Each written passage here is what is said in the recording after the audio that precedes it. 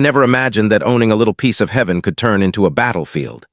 My home sat at the edge of a quiet suburban street, the kind of place where the lawns are manicured, the neighbors wave politely, and life feels like it's moving at just the right pace. My backyard was my pride and my escape, a small forest of trees I had planted over the years, towering oaks and maples that whispered in the wind, shading the house in dappled sunlight, giving me privacy, serenity, and peace. Every morning I'd step outside with my coffee and inhale that earthy, leafy scent, thinking that life doesn't get better than this. But paradise, I quickly learned, is fragile. It started with letters. At first they were polite, almost mundane. Please consider trimming your trees, or your landscaping may be affecting the view of the neighborhood. I laughed when I read the first one. My trees blocking someone's view, I imagined the HOA president in her perfectly pressed blazer and pearl earrings, peering over the fence with binoculars, squinting at my towering maples and shaking her head in silent judgment. It sounded absurd until the letters kept coming. The tone shifted, the words grew sharper, the threats more pointed. Immediate action is required, one read. Failure to comply may result in enforcement measures. Enforcement measures. That's when a cold knot formed in my stomach. I'd grown up respecting rules, but there was something about those words that didn't feel right. There was a sense of menace hidden behind the polite veneer. And then it happened, one late night, just as the moon cast silver shadows over my yard. I was sipping my tea on the porch when I noticed movement near the trees. Someone was there, crouched low, tape measure in hand, tracing lines between the trunks like a surveyor on a secret mission. My heart pounded. Who was this? Why weren't they in uniform? I called out, but they scattered into the darkness, leaving me staring at the empty yard, the quiet shattered. The next morning brought a sight I will never forget. My trees, my sanctuary, my comfort, my companions through countless quiet evenings had been mutilated. Large branches were gone, bark scratched and scarred, the canopy shredded as though someone had decided my life didn't matter. I ran outside, panic rising, and caught sight of the HOA president across the street. She was holding her binder high, a triumphant smirk on her face. "We're just enforcing the rules," she said casually, as if I were imagining the destruction before my eyes. I felt my chest tighten. My hands shook. This wasn't just property damage. This was personal. The letters, the threats, the measuring, the late-night trespass, it all made sense now. They had decided that my trees, the ones I nurtured for years, were more important to their view than my right to peace. And they didn't care if they crossed legal lines to get what they wanted. I wanted to scream, to charge across the street and demand justice, but I stopped myself. I took a deep breath, letting the morning sun burn through my panic, and forced myself to think. This wasn't over. I refused to let a small organization of self-righteous people intimidate me, to strip away something I had poured my heart into. I had a choice: watch my paradise die or fight back, and I was nothing if not stubborn. And that's when it hit me. I wasn't just angry, I was awake. I was alert. Every unfair letter, every illegal measurement, every chainsaw attack had lit a fire inside me that I couldn't ignore. If they thought they could bully me into submission, they were about to learn a lesson they would never forget. But I couldn't act blindly. I had to plan. Every step had to be deliberate, every move calculated. I had to watch them, understand their habits, anticipate their next strike. This wasn't a simple feud. It was a war of wits, patience, and nerve. And the stakes were higher than just trees. My privacy, my sanity, my home, everything was on the line. I looked at the remaining stumps, at the shredded leaves scattered across the grass, and made a silent vow. They had started this battle, but I would finish it. I would make sure that every person who ever thought they could take what was mine without consequences would regret underestimating me. And as the wind rustled the few remaining branches in my yard, I realized something terrifying and exhilarating at the same time. I wasn't just going to fight back. I was going to win. I barely slept that night. Every time I closed my eyes, I saw that shadowy figure measuring my trees in the dark. I kept replaying it in my mind, the sneaking, the tape, the whisper of leaves moving. Something told me the HOA wasn't done. They were planning something bigger, something bolder, and they weren't afraid of breaking the law to get it. So I forced myself awake before sunrise, sitting on the edge of my bed, staring through the window at the silhouettes of my wounded trees swaying in the breeze. The house was quiet, too quiet. There's a type of silence that feels wrong, thick, heavy, like it's waiting for something. And then I heard it. A chainsaw. Sharp, violent, too close. My heart punched my ribcage. I leaped to the window and froze. 3 men stood in my backyard, none of them with uniforms, badges, or any kind of identification. One revved a chainsaw. Another pointed at one of my remaining trees like he was selecting meat at a butcher shop. The third held a clipboard and kept glancing nervously over his shoulder. My breath caught. I felt the kind of fear you feel when you're watching a nightmare unfold while you're fully awake. For a second, I doubted myself. Is this real? Are they actually doing this? Then the chainsaw dug into bark. That answered everything. I ran outside barefoot, adrenaline burning through me. "Hey, what the hell do you think you're doing?" I shouted so loudly my voice cracked. The men froze. The chainsaw sputtered. One of them took a step back like a kid caught stealing candy. But before I could say another word, she appeared, like she'd been waiting for the moment. The HOA president. Her pink blazer looked almost neon in the morning sun. She marched across my lawn with her binder hugged to her chest like it was a holy book. She smiled, not a warm smile, but the kind you give someone right before you ruin their day. "Good morning," she said sweetly. "We're enforcing Regulation 7.3. Your trees obstruct the community view." I stared at her, stunned.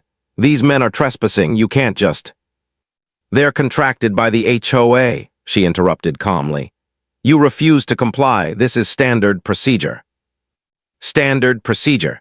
As if butchering someone's property was no different than mowing a lawn. I turned toward the workers. "Turn the chainsaws off now." They glanced at the HOA president, unsure whom to obey, and she said something that made my blood run cold. "Continue, that's an order." The chainsaw roared back to life. I swear for a moment the world tilted. I felt something twisting inside me, anger, disbelief, helplessness, all swirling into a storm I could barely contain. I stepped between the chainsaw and the tree, but the worker shut it off again, backing away, mumbling, "Ma'am, this doesn't feel right." At least one of them had a conscience. "You're destroying my property," I said, trying to keep my voice steady. "I didn't give permission, you can't do this." The HOA president gave me a pitying look. Permission was implied by your refusal to cooperate. Implied, my fists clenched so hard my nails dug into my palms. I did the only thing I could. I pulled out my phone and started recording. Her smile vanished instantly. "What are you doing?" she snapped. "Protecting myself," I said calmly, maybe too calmly, "and gathering evidence." The workers exchanged glances. The chainsaw quietly shut off. One of them muttered, "We're not getting paid enough for this," and they started packing up. The HOA president hissed at them like an angry cat, but they ignored her. For the first time, I saw fear flicker in her eyes. She stepped closer. "Listen, this doesn't have to become a big issue if you just cooperate." "Get off my property," I said, "now." Her nostrils flared. She snapped her binder closed so hard it echoed through the yard. "This isn't over." Then she turned and stormed off. But she was right. This wasn't over. Because when the workers finally left, I walked around my backyard and my stomach dropped. They had already cut the tops off 2 more trees. One had a deep chainsaw wound carved into the bark like a scar. Leaves and branches were scattered everywhere, like someone had torn apart something living and left the pieces behind. And the worst part? A stump, a fresh one. They had fully taken 1 tree before I even knew they were there. I knelt beside it, touching the rough surface where years of growth had been erased in minutes. I felt something inside me crack, then harden. This wasn't destruction. This was a declaration of war. I stood up slowly, wiping my face, and looked toward the street where the HOA president had disappeared. She had no idea what she just started. By the next morning, my backyard didn't feel like mine anymore. It felt like a crime scene. The air still smelled like fresh-cut wood, sharp and bitter, the kind of smell that normally means a new beginning, but in this case, it felt like an ending. The stump of the tree they completely butchered seemed to stare at me like an open wound. The bark was torn in jagged strips, roots exposed, leaves scattered across the lawn like the aftermath of a storm. Except this storm had a face. A pink blazer. And a binder full of arrogance. I walked around slowly, almost afraid to touch anything. Every broken branch, every ripped leaf felt like another reminder that the HOA president had walked onto my land and taken something from me, something alive, something irreplaceable. I tried to tell myself they were just trees. But they weren't just trees. They were years of growth, shade on summer days, the sound of birds in the early morning, the rustling that helped me sleep. They were mine, and someone had decided I didn't deserve them. Anger simmered so deep inside me, I felt physically sick. Before I could collect myself, a voice called from the fence. "You okay over there?" It was my neighbor, Mark. Older guy, gray beard, usually cheerful. Today he looked nervous. He stepped closer, peering over the fence as if he wasn't sure he should even be looking. "I heard the chainsaws yesterday," he said quietly. "Did they really do that without your permission?" I nodded, jaw clenched. He cursed under his breath. I knew that woman was trouble, but this is insane. Another neighbor peeked out from behind their blinds. A third cracked their door open and then shut it again like they didn't want to be caught witnessing the scene. It felt like the whole street knew something had happened, but nobody dared get involved. The HOA president had everyone scared, or at least intimidated enough to stay silent. Mark lowered his voice. "Look, I'm just gonna say it. She's been pushing everyone around for months. You're not the first she's messed with, but you're the first she's attacked like this." "That's comforting," I muttered sarcastically. He gave me a sympathetic shrug. "I'm sorry, man. If you need anything, tools, help, whatever, let me know." I appreciated it, I really did, but tools weren't going to fix this. After he left, I just stood there. The sun climbed higher, lighting up the scars across my yard. Instead of warmth, I felt a cold wave of determination crawl up my spine. They thought I'd roll over. They thought fear would make me compliant. They thought destroying my trees would break me. They had no idea who they were dealing with. Still, I had to be smart. Charging into the HOA office screaming wouldn't do anything. They had rules, lawyers, loopholes. They were armored in bureaucracy. If I wanted justice, I needed to understand exactly what they had done and exactly how I could use it against them. So I went inside, sat at my kitchen table, and opened my laptop. I typed HOA tree removal laws into the search bar. The results hit me like a slap. They were not allowed to touch my trees. Not unless they owned the land. Not unless they had an arborist report. Not unless the trees posed a safety threat. Not unless the city approved it. Not unless I gave permission. They had nothing. No documentation. No legal grounds. No authority. What they did wasn't just rude. It wasn't just overreach. It was illegal. Fully, completely, and undeniably illegal. And suddenly, everything inside me shifted. The anger was still there, burning like a quiet fire. But something sharper formed beside it, a plan, a strategy, a resolve I could feel strengthening with each passing second. They thought they scared me yesterday, but all they did was give me ammunition. My fingers hovered over the keyboard. I started saving websites, screenshots, laws, case examples. I took pictures of the stump, the cut marks, the damaged branches, the footprints in my garden. I made folders, notes, a timeline, anything I could use later. I wasn't just reacting anymore. I was preparing. Step 1, gather evidence. Step 2, find the right angle. Step 3, hit the HOA with something they wouldn't recover from. My mind raced with possibilities, but one thought rose above everything else. They trespassed. They vandalized. They destroyed property. That wasn't HOA enforcement. That was a crime. The realization hit me so hard I stood up abruptly from my chair. I walked back to the window, staring at the ruined yard again, but this time I didn't feel helpless. I felt powerful, because now I knew something the HOA didn't know. They hadn't just trimmed a few branches. They had handed me the weapon I needed to take them down. I whispered to myself, almost surprised at how steady my voice sounded. This isn't the end, this is the beginning.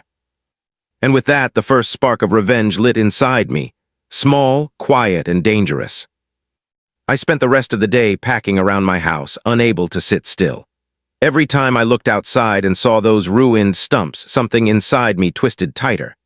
The HOA hadn't just broken a rule, they'd broken my trust, my peace, my home. And people like that never stop at one victory. They always want more. I had my evidence. Photos, videos, screenshots of every threatening letter. A list of witnesses who heard the chainsaws, but something still wasn't adding up. They acted too boldly, too confidently, almost like they believed they were untouchable. No HOA risks this kind of lawsuit unless they think they'll gain something bigger. That thought hit me harder than I expected. What if this wasn't about the trees at all? I opened the HOA documents again, staring at the map of the neighborhood. My house sat on the highest point of the block. My trees were tall, yes, but why did they suddenly care about the view after years of silence? Then I noticed something on the map I hadn't paid attention to before. A highlighted section labeled Future Community Overlook. Right behind my property line. My jaw slowly dropped. They wanted an overlook. A viewpoint. A viewing deck. And my trees. Standing right where they wanted to build it. It all snapped into place with terrifying clarity. They weren't angry about my trees. They wanted them gone because they wanted my land clear. Not for beauty. Not for the neighborhood. But for profit. The HOA president didn't see trees. She saw dollar signs. And suddenly the late-night measuring, the threats, the illegal cutting, it all made sense. They weren't enforcing rules. They were preparing the ground for their pet project. A slow, cold fury crept into my chest. You picked the wrong person, I muttered under my breath. I needed confirmation, something solid, something that proved they were planning this behind the scenes. So I did something I never thought I'd do. I attended the HOA's stupid monthly meeting. It was held in the community clubhouse, the building with fake colonial pillars and a smell like old coffee. As soon as I walked in, the president's face twisted, like she'd bitten into a sour lemon. She clutched her binder tighter, avoiding eye contact. Good, that meant she was scared. The meeting started with boring stuff. Lawn complaints, budget updates, someone arguing about mailbox heights. But then the president cleared her throat and clicked her projector remote. A slide appeared behind her. A gorgeous digital mock-up of a wooden viewing deck, facing the exact direction where my trees once stood. My fingers curled at my sides. And once we clear the remaining site obstructions, she said, we can begin phase 1 of construction. Site obstructions. That was me. My land. My privacy. My voice cut through the room sharper than a knife. Funny, I said. You never mentioned this to the homeowners you're stealing the view from. Every head turned. She stiffened, the smile wiped clean off her face. We are not stealing anything. We are improving the community, your trees. We're illegally cut, I snapped. On my land with no notice, no authorization, no legal right. The room went dead silent. She tried to laugh it off. Let's not exaggerate. Oh, I'm not exaggerating, I said, pulling out my phone. I recorded everything. Her face drained of color. For the first time, I saw cracks in her confidence. She snapped, you need to leave if you're going to disrupt. No, I said firmly. I'm not leaving, but I promise you this, you should start worrying, because you're about to answer for everything you did. Gasps rippled across the room. A few neighbors exchanged looks, some shocked, some delighted. People had been waiting for someone to stand up to her, and I had just lit the spark. She ended the meeting early, fumbling to gather her papers. Her hands shook. Her voice wavered. That alone gave me more satisfaction than I expected. But the best moment came as everyone filed out. A quiet neighbor named Rachel leaned toward me and whispered, "She's been planning that overlook for months, even bragging about how people would get in her way. If you're fighting her, you're not alone." Not alone. Those two words hit different. Suddenly, this wasn't just my battle, it was everyone's. As I walked home, my mind was already racing. She had a plan, now I had one too. The difference? Mine wasn't illegal, but it was going to hurt. I stared at the stump in my backyard one more time, the moonlight catching the raw edges of the wood. "You want a war?" I whispered. A slow, determined smile crept onto my face. "Then I'll give you one." I walked into that HOA meeting like a man walking straight into a lion's den. And trust me, every lion in that room had my name printed on their teeth. The room was packed, folding chairs scraping, whispers crawling across the walls, people turning just to get a look at me, the guy who dared to challenge the HOA. I could practically feel Chairwoman Linda's smug smile from across the room. She was standing at her podium in her bright pink blazer like it was some royal throne. The moment I stepped in, she tapped the microphone. "There he is," she said, fake sweetness dripping off every word, "our resident troublemaker." People actually chuckled. Thing is, I didn't flinch, not today. I took the front seat, placed my folder of evidence on my lap, and waited. But inside, my heart was pounding like a construction site. The meeting kicked off. Budget updates, landscaping proposals, some old guy complaining about teenagers skateboarding, regular HOA nonsense. But the whole room kept glancing at me. Everyone knew why they were here. Then Linda straightened her papers dramatically. "Next topic, our resident Mr. Carter and the allegations he has made against the HOA." She emphasized allegations like it was some kind of dirty word. All eyes turned toward me again. She cleared her throat loudly. "Mr. Carter claims that the HOA illegally cut down trees on his property and caused damages. We dispute this claim entirely." The crowd murmured. I raised my hand. "Not yet," she snapped. "We will speak first." She pulled out a stack of photos. These are images of the trees in question. As you can clearly see, the branches were obstructing the community view corridor. View corridor? That was their magic phrase, their excuse for everything. She continued, "We acted only after repeated warnings, warnings that Mr. Carter ignored." Someone from the back shouted, "Yeah, he never follows the rules." A few nods, a few smirks. It felt like a whole courtroom turned against me. But then I saw something. One of the board members, Alan, avoiding eye contact with everyone. He looked uncomfortable, sweaty, nervous, like he knew something the others didn't. That's when I realized. Not everyone in that room believed Linda's story. Linda kept talking, her voice getting sharper and sharper. "So, as a board, we voted unanimously." "No, we didn't," a voice said. The room froze. It was Alan. He shifted in his seat, eyes flickering between me and the crowd. "We didn't vote unanimously. I didn't vote for it." Linda's face went pale. "Yes, you did," she said quickly. "We all agreed the trees were a hazard."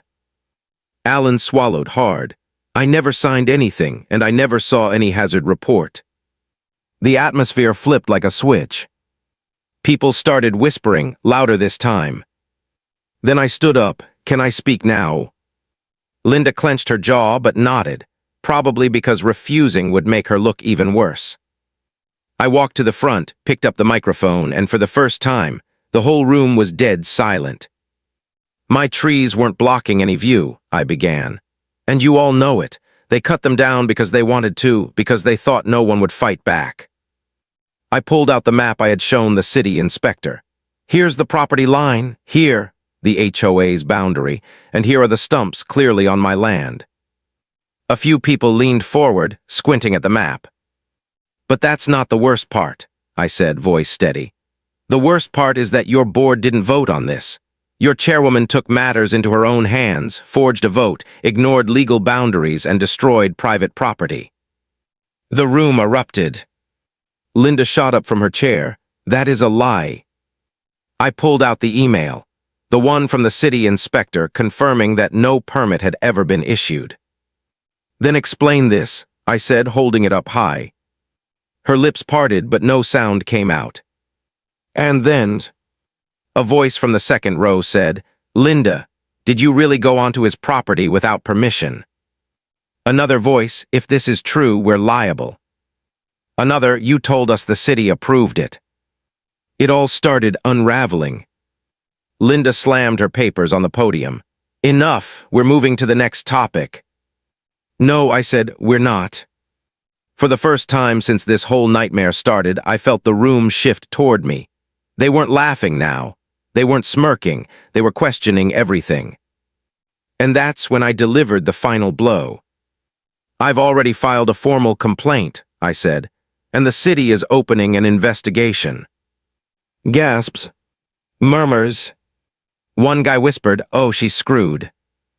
Linda's face twisted, not in anger this time, but fear. She grabbed her bag and walked out, heels clacking like gunshots on the tile floor. Everyone stared, and for a moment, nobody spoke. Then Alan stood up, walked over to me, and whispered, you've started something big. This isn't over. I nodded. I know, I said, because now I'm just getting started. The next morning, the neighborhood felt different. It was like the air itself had shifted. People waved at me with hesitant smiles, whispering as they passed. I could hear snippets of conversation through open windows. Did you see what happened yesterday? I think he's serious about suing them. I wouldn't mess with him if I were you. Even the birds seemed quieter, as if nature itself was holding its breath. I walked out to my backyard, surveying the remaining trees. They looked small somehow, but today they felt alive, defiant. They had survived the first assault, and now so had I. Then I noticed it. A black SUV parked across the street. Another, and another. 3 cars, all with dark-tinted windows, sitting silently. I didn't recognize them as neighbors. My stomach clenched. Were they from the HOA, private security? Or worse, lawyers coming to intimidate me before I could gather even more evidence? I didn't run, I didn't hide. I stood at the edge of my yard, hands in my pockets, staring. They watched me, and I watched back. A few minutes later, my phone buzzed. A text from an unknown number. Stop this, or there will be consequences. I laughed quietly, more out of disbelief than amusement. Consequences. They had already trespassed, destroyed my property, and forged a vote. Threatening me now was almost pathetic. But I knew better than to ignore it. I took a deep breath and pulled out my evidence folder. Every photo, every email, every video. Everything was backed up online and documented. I would not be caught off guard. Not again. Then the doorbell rang. I opened the door to find Alan, the same board member from the last meeting, looking over his shoulder nervously. He stepped in without asking. You've stirred up a hornet's nest, he whispered. Linda's losing it. She's panicking, calling meetings, sending letters, threatening lawsuits. She doesn't know how to stop you. I motioned for him to sit. I didn't ask to start a hornet's nest. I just wanted my trees left alone. Alan shook his head. It's bigger than trees, it's about control, and now she's afraid. That's dangerous. I stared at him, realizing how true that was. When someone like Linda panics, she makes mistakes. Dangerous, reckless mistakes. And that's exactly the opening I needed.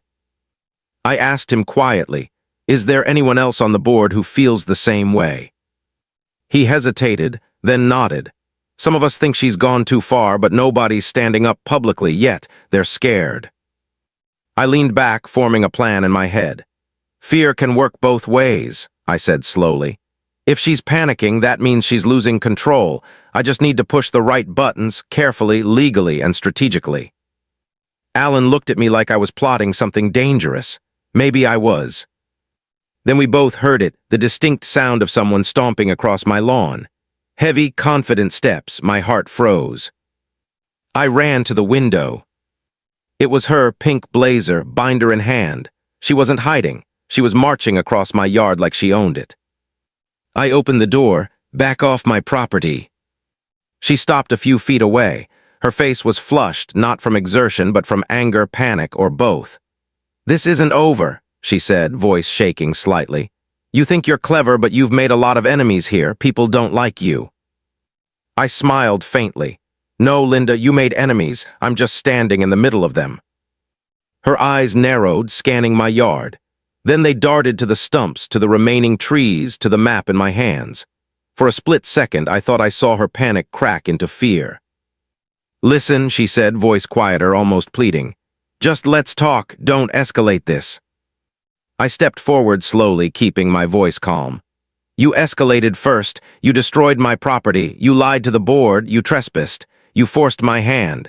Now it's your turn to face the consequences. She flinched, not a big flinch, but enough to show she knew she'd underestimated me. As she turned and left, Alan whispered behind me, She's rattled. You're getting under her skin, that's impressive. I didn't answer. I just looked out over my yard. The trees were still here, the stumps were reminders, and the next step of my plan was already forming in my mind. Something told me she wouldn't recover quickly, and that meant I had the advantage. The first battle was over, but the war, that was just beginning. And I couldn't wait to make my next move. I didn't sleep that night, not a single minute. I sat at my kitchen table, staring at the glow of my laptop screen, replaying everything in my mind. Linda's panic, the board's confusion, the neighbors whispering, Alan's warning, and that text message threatening consequences. For the first time since this nightmare began, I felt something switch inside me. I wasn't scared anymore. I wasn't angry anymore. I was focused. If Linda wanted a war, then I'd give her one she'd never forget. As the sun rose, I grabbed my camera, my measuring tape, my documents, and headed straight for the stumps. The cold morning air bit my skin, but I barely felt it. I was working fast, moving with purpose, recording every angle, marking every inch of property line. Because today was the day I delivered the lesson. By noon, I was driving to the city office. When I stepped inside, the same inspector from earlier looked up and actually smiled a little. Back again. Oh, I said, I'm just getting started. I handed him everything, photos, maps, measurements, timestamps, even the text message. He flipped through it carefully.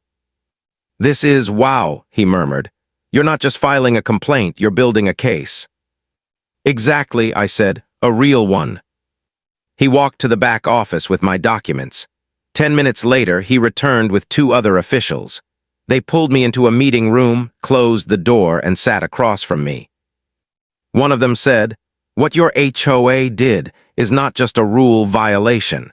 It could be considered destruction of private property, illegal trespassing, and abuse of authority. I nodded slowly. Good, I said, then you'll love the next part. And that's when I handed them the one thing that Linda never expected me to have. A video clip. Footage from my backyard security camera. The HOA board, led by Linda, walking onto my property with saws, pointing at my trees, cutting them down. Her voice clearly heard saying, Cut them, he'll thank us later. The officials watched the clip in stunned silence. When it ended, they all looked at each other. This is bad, one whispered. Another said, We need to take action immediately. And the third leaned toward me and said, You're going to want to be home tonight. I blinked, why? He gave me a small, tight smile. Because when we show up, your HOA is going to lose their minds. I felt adrenaline surge through me. This was the moment the ground shifted. This was the moment Linda's arrogance finally caught up with her. I drove home with a steady heartbeat, as if my body knew something incredible was about to happen. And at 6:14 p.m., it happened. I saw 2 white city trucks slowly turn into the neighborhood. Behind them, a county vehicle, then another, and another. Within minutes, city personnel were stepping out, clipboard in hand, badges visible, walking straight toward the HOA clubhouse. Neighbors poured out of their homes. Kids stopped riding bikes. Dogs even stopped barking. Everyone watched as the officials marched with purpose like they were entering enemy territory. I stood on my porch, arms crossed, heart pounding as the moment unfolded. Then I heard it, Linda's voice, loud, sharp, furious. She stormed out of the clubhouse, pink blazer flapping like a flag of war. "What is this?" she snapped. "You can't just walk in here, this is private property." One of the officials stepped forward calmly. "Ma'am, we received evidence of multiple ordinance violations committed by you and your board." Linda's smile vanished instantly. Her face drained. Her hands trembled. What evidence?" she stammered. He pointed at me. Linda spun around to look at me, eyes burning with disbelief, fear, and rage all mixed into one unstable storm. I didn't say a word. I didn't have to. Another official spoke. "We have photos, documents, witness testimony, and footage of you trespassing and illegally cutting trees on private property." Gasps erupted around the neighborhood. Someone whispered, "Oh my God, they caught her." Someone else said, "She's finished." Linda opened her mouth, but her voice cracked. That's taken out of context. He's manipulating, he's twisting, he's..." "Ma'am," the official cut in firmly, "we're issuing a cease and desist order against you and the HOA pending a full investigation. You are required to halt all enforcement actions immediately." It felt like time stopped. Linda pressed a shaking hand to her forehead. But you can't do that. I'm the HOA president." "Not anymore," the official said coldly. "Right now, you're a subject of investigation." Neighbors whispered louder, phones recording, eyes wide with shock as their queen bee finally lost her crown. And then, she looked at me. Right at me. Her eyes were hollow, filled with something I'd never seen in her before. Not anger, not arrogance, but fear. Pure, heavy, sinking fear. And that's when I realized this was only the beginning of the lesson. The real hit, the one she never saw coming, was still on its way. The sun was dipping low, painting the sky in shades of pink and gold, as if the world itself was watching the final act of this neighborhood drama. I stood on my porch, sipping a cold drink, watching the chaos unfold across the street. Linda's pink blazer glowed like a neon warning sign. She was packing back and forth in front of the HOA office, talking a mile a minute, papers scattered around her like fallen leaves. The city officials had delivered the cease and desist order hours ago, but she hadn't stopped. Instead, she was yelling into her phone, gesturing wildly, trying to summon help, allies, anyone who could undo what had just happened. No one came. The neighbors had gathered in small groups along the sidewalks. I could see their faces, shock, disbelief, even quiet smiles. Some whispered, "Finally!" Others just stared, mouths slightly open. For months, everyone had tolerated her arrogance. Now the neighborhood was watching her crumble. I allowed myself a small, quiet laugh. It wasn't cruel, not really. It was justice. And then came the most satisfying part. The city inspector I'd worked with arrived, flanked by 2 officers. He handed Linda a copy of the full investigation report. She scanned it quickly, eyes widening with every line. I could almost hear her internal panic, every illegal action, every forged vote, every trespass meticulously documented. She looked at me. Her face twisted in disbelief. This isn't happening," she shouted. "It is," I said calmly, "and you brought it all on yourself." Her knees wobbled slightly. One of the officers cleared their throat. "Ma'am, you're officially barred from enforcing any HOA rules until the investigation is complete. Further violations could result in legal action against you personally." The words hung in the air like a hammer striking iron. Linda's jaw dropped. Her carefully constructed world of power, fear, and control was unraveling before her eyes. Then, in true cinematic fashion, the moment became almost absurd. A couple of my neighbors, emboldened by the city presence, started setting up small signs around the neighborhood. "Trees grow here," "Respect property rights," and "Justice for Carter." One little girl waved from a sidewalk with a tiny cardboard sign that read, "Nature wins." I watched it all and shook my head in disbelief, laughing quietly. After everything, it felt almost like a small festival had broken out in the middle of the chaos. Linda was still sputtering. Her binder fell to the ground and she bent down to pick it up. Papers scattered like snow in the wind. She looked around helplessly, realizing for the first time that control was an illusion and arrogance without accountability has a price. I stepped off my porch, walking slowly toward the yard. The stumps of my trees, scarred but surviving, seemed to glimmer in the golden hour. I touched one gently, feeling the rough bark beneath my fingertips. "You survived," I whispered. "And so did I." Alan, the board member who had quietly supported me from the sidelines, came up beside me. "You really taught her a lesson," he said softly, eyes scanning the scene. "A brutal one." I smirked. I didn't even start yet. He raised an eyebrow. "What do you mean?" I looked back at the remnants of my yard, the stumps, the leaves, the history of destruction, and I realized that victory isn't always loud. Sometimes it's quiet, slow, and methodical. You plant the seeds, wait for the moment, and let them bloom in the most unexpected ways. I said slowly, the HOA learned 2 lessons today. 1, you don't mess with people's homes, and 2, you never ever underestimate someone who's cornered. For the first time since this nightmare began, I felt peace. Not the kind that comes from submission, but the kind that comes from standing your ground, from fighting with strategy, intelligence, and patience. The neighbors began returning to their homes, some waving at me, others whispering congratulations.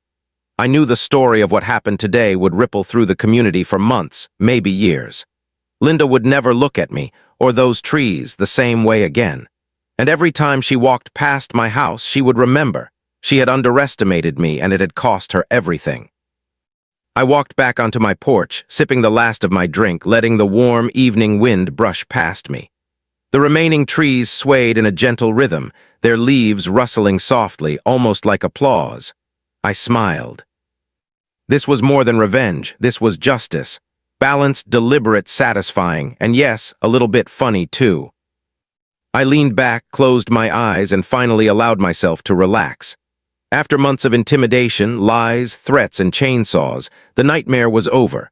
My home was mine again, my peace restored, and my trees, the silent witnesses to every step of this battle, were stronger for it. I whispered to myself one last time, "Stand your ground, fight smart, and never let anyone take what's yours." The neighborhood would remember this day, I would remember this day, and Linda, she would never forget it. The wind rustled through the leaves again, and for the first time in a long time, it felt like victory. You've heard this confession, now wait until you hear the next one, the truth that shatters everything you thought you knew.